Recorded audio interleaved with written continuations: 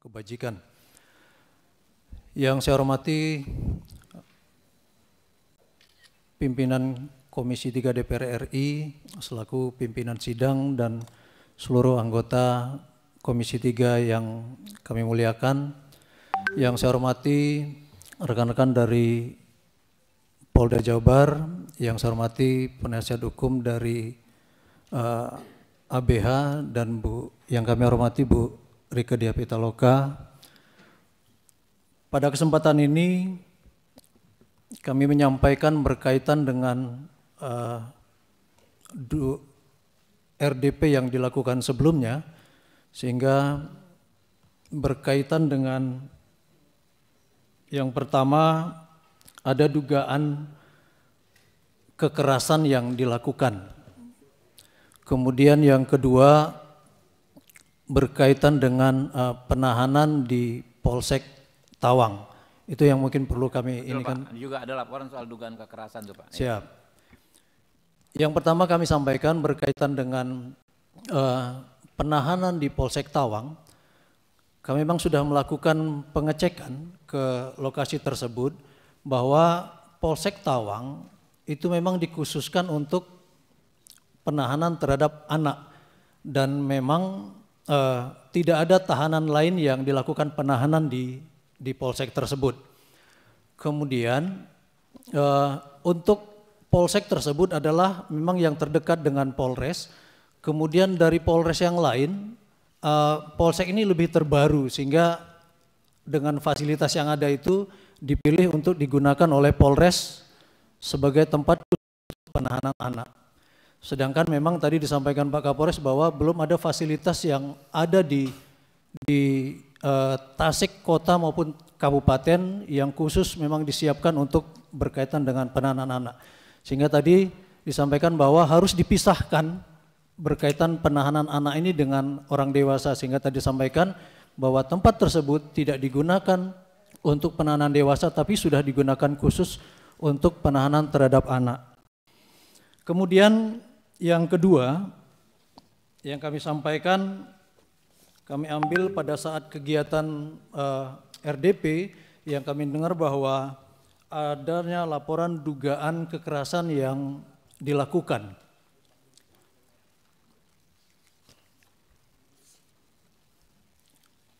Latar belakang yang kami ambil bahwa pada hari Rabu tanggal 22 Januari 2025 adanya berita viral di beberapa media sosial yang menggugah berita yang isinya Komisi 3 DPR RI meminta Kabid Propam, kemudian Dirkrim Polda Jabar untuk mengusut tuntas dugaan kasus salah tangkap yang menimpa 4 anak di bawah umur oleh Polres Tasikmalaya Kota.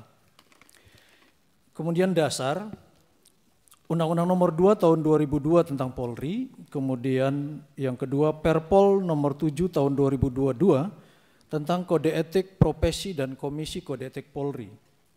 Yang ketiga, dikeluarkan Sprint Kapolda untuk melaksanakan kegiatan investigasi, supervisi, dan pengawasan penanganan perkara penganiayaan dan atau pengeroyokan di wilayah hukum Polres.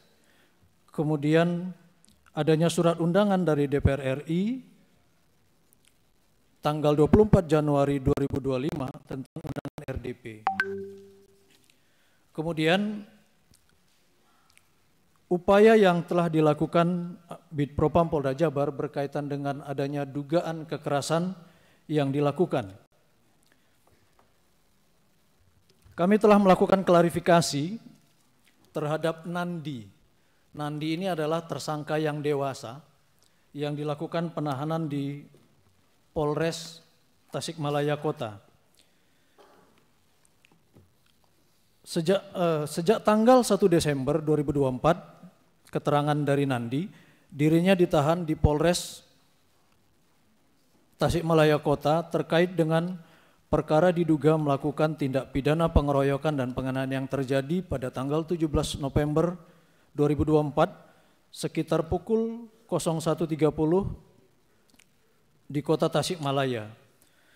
Bahwa dirinya tidak pernah melakukan tindak pidana pengeroyokan dan penganiayaan terhadap kedua korban.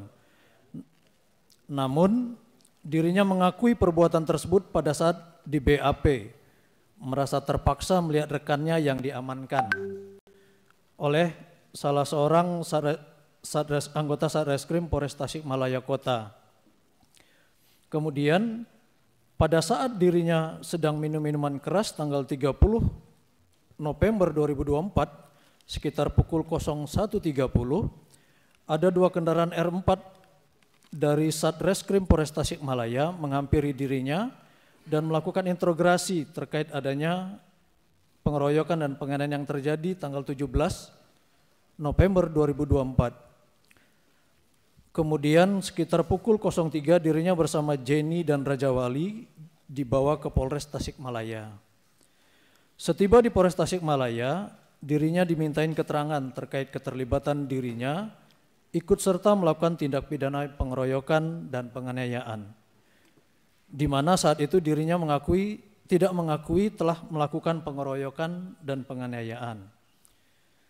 Kemudian dirinya dimintai keterangan oleh Bribtu Ilham, akan tetapi dirinya tidak mengakui perbuatannya.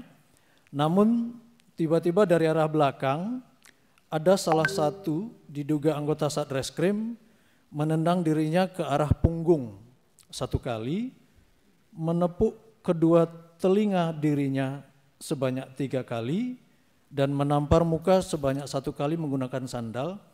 Akan tetapi tindakan tersebut tidak mengalami luka atau sakit pada dirinya, dan hal ini disaksikan oleh Saudara Dani. Ini penyampaian dari Nandi selaku tersangka dewasa.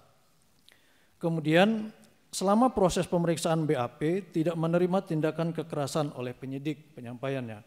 Kemudian pada tanggal 23 bulan 1 2025 pada saat melakukan klarifikasi, kita menunjukkan foto penyidik dari Tasikmalaya dengan tujuan apakah ada yang dikenalinya, karena tadi disampaikan bahwa dia diduga menerima tindakan kekerasan. Tapi setelah kita tunjukkan foto, dirinya menyampaikan tidak mengenali dan belum mengetahui siapa pelaku yang melakukan tindakan kekerasan. Kemudian untuk keempat ABH belum bisa kami lakukan klarifikasi karena kemarin ABH masih bersidang. Kemudian kita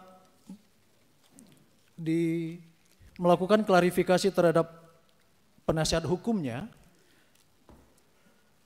dari 4 orang ABH, memberikan saran agar klarifikasi terhadap 4 orang ABH dilakukan setelah pelaksanaan putusan sidang pada hari Kamis tanggal 23 Januari 2025 agar lebih objektif dan meminta izin kepada pengadilan. Jadi 4 orang ABH belum bisa kami lakukan klarifikasi.